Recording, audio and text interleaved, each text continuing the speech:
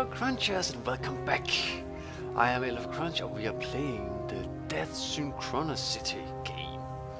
It's an episodic point-and-click adventure game set in a post-apocalyptic future. The game was part funded through Kickstarter, love Kickstarter, crowdfunding website, and the first episode was released in April 2015. Alright, let's go.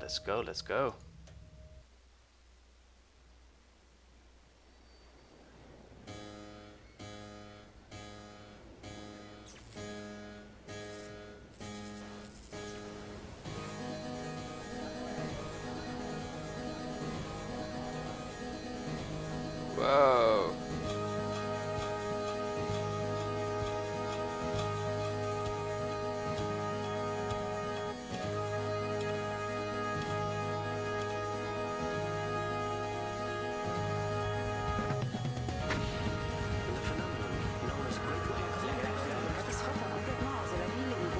Do you think he'll recover?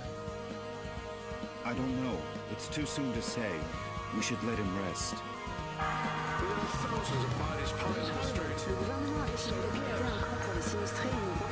He's been very feeble for weeks. He can't get up. He doesn't speak. Do you think we should call a doctor? Call a doctor? Here? You're right. Let's just hope he wakes up one of these days.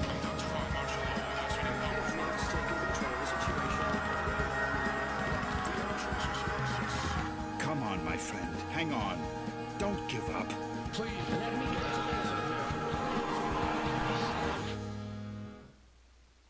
Alright, so clearly something really bad happened, like a bomb and people dying everywhere. Wake up, Michael. Come on, you have to wake up. I'm not sure if I want to.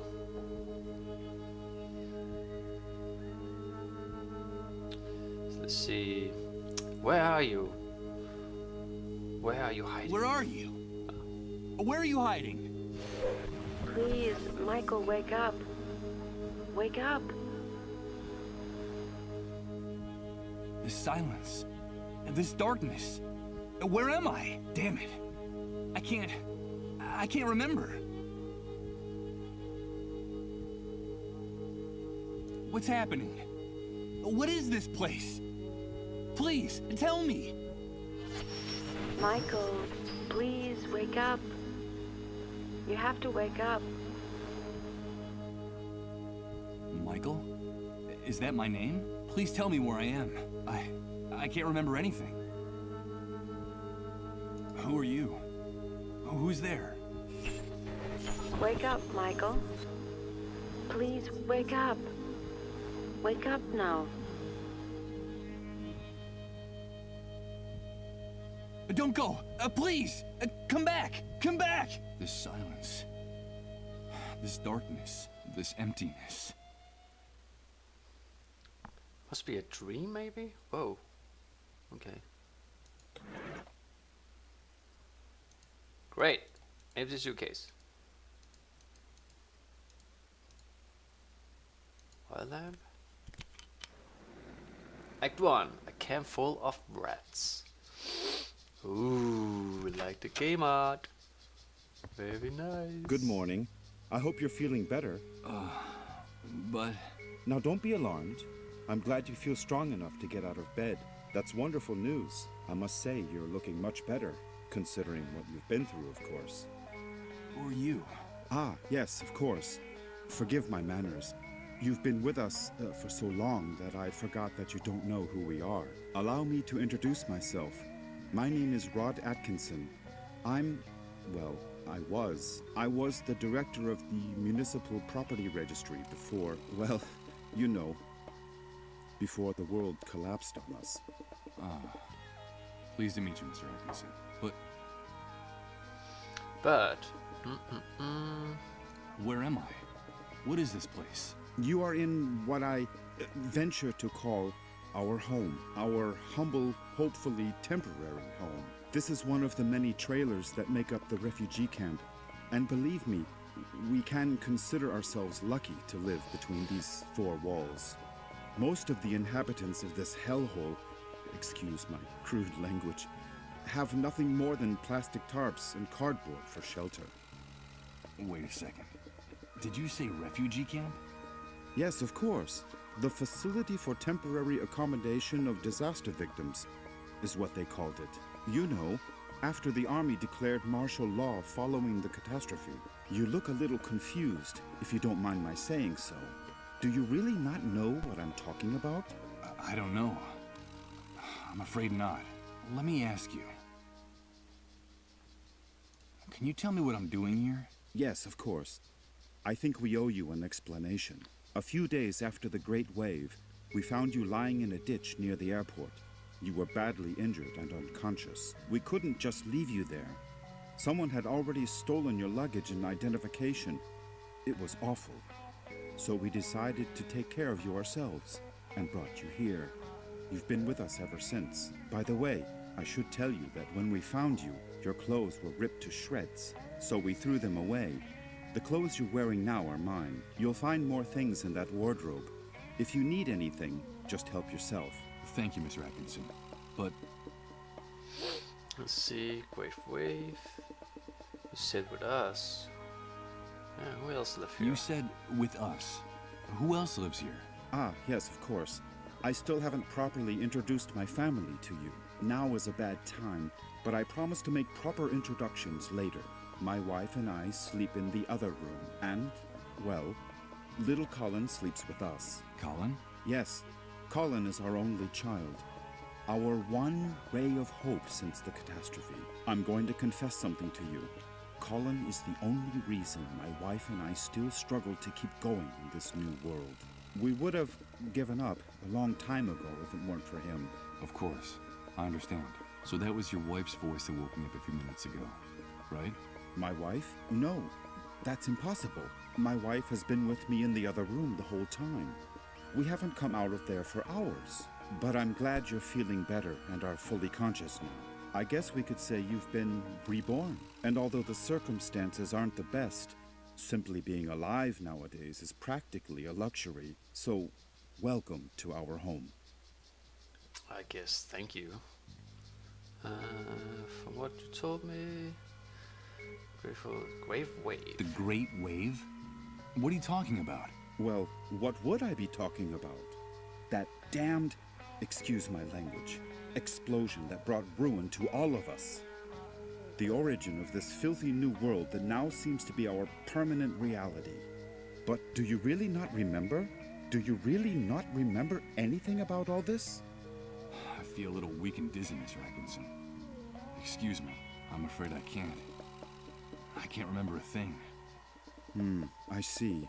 There have been many cases like yours in the camp. Try to rest and not to get too agitated. Well, there's one thing I can tell you. You can consider yourself fortunate. There's nothing nice to remember about recent times, believe me. From what you've told me, I see that you've saved my life. I'm very grateful, Mr. Atkinson. No, please. You don't have to thank us. We just did what we had to. It's our moral obligation to uphold the ethical principles of civilization in this new world. But call me Rod, please. And, well, we also did it for Colin, you see. What kind of future does he face if we accept that it's every man for himself, that no one cares about anyone else? It's a terrifying prospect, don't you think? We're just doing whatever we can to avoid that future, that's all. Rod! Rod! Please excuse me, but I have to leave you now. No, wait, please. What's happening? Don't go yet. I'm sorry, I understand that you have a lot of questions to ask me, but now isn't the time. Believe me, I promise to answer each and every one of your questions in peace and quiet later. Sorry, but I have to go. Rod, please, quickly! Okay, all right. Now that you're feeling better, you can go out and take a walk around the camp. But please, be very careful out there. The world you knew before is gone. Heed my warning, don't touch anything. Don't talk to anyone, and don't get mixed up in anything. At least until someone explains to you how things work in this new world the Great Wave left us. Everything has changed so much out there.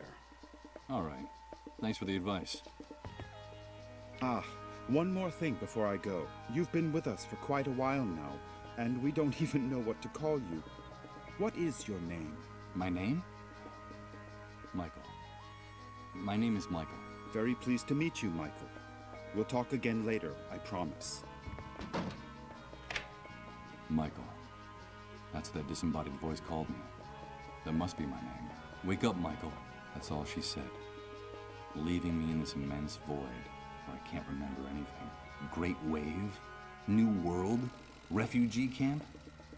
But what the devil could have happened out there? I think it might be a good idea to go out there and take a look. Hell yeah. We're gonna touch everything and talk to anyone we get close to. There's a very worn old notebook hidden under the lid.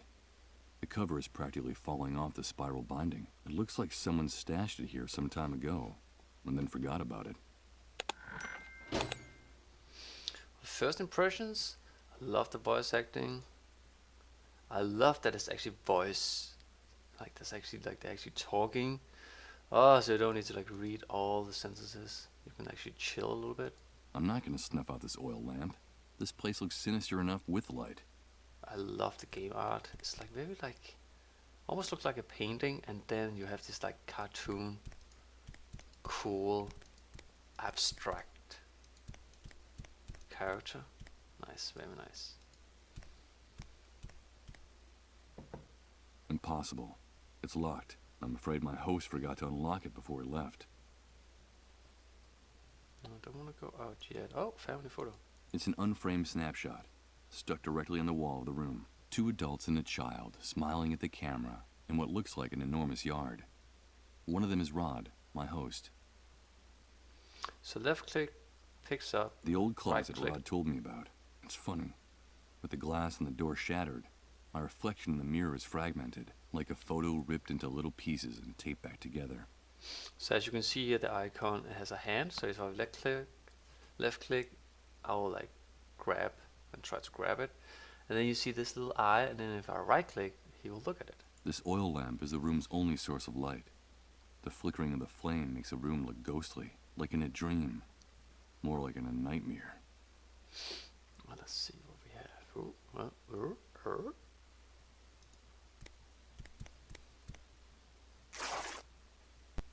Well, look at that. What's that?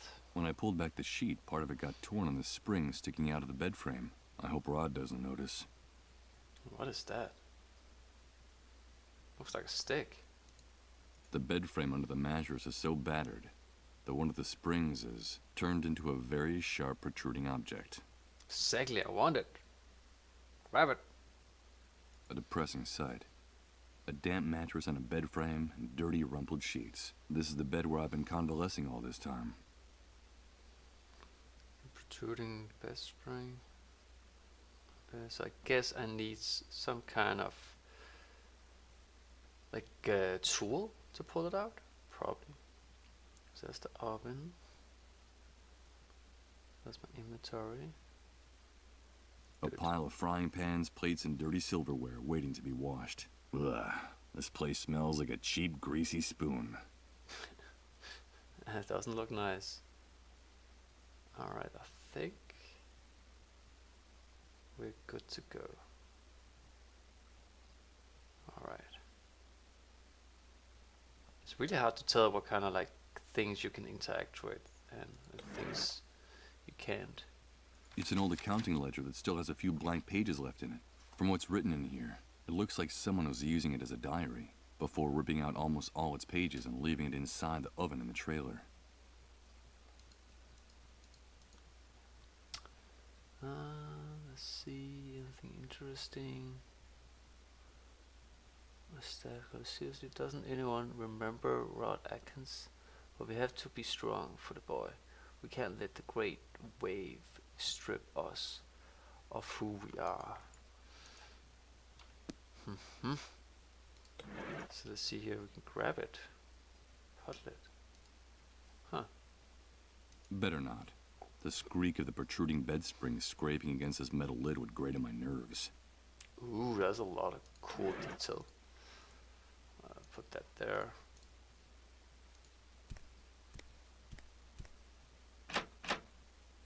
It's no use. It won't open. I heard Rod bolted from inside.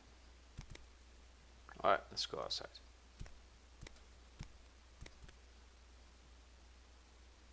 Good God. What the hell happened here? Rod was right. I don't know what hit this place.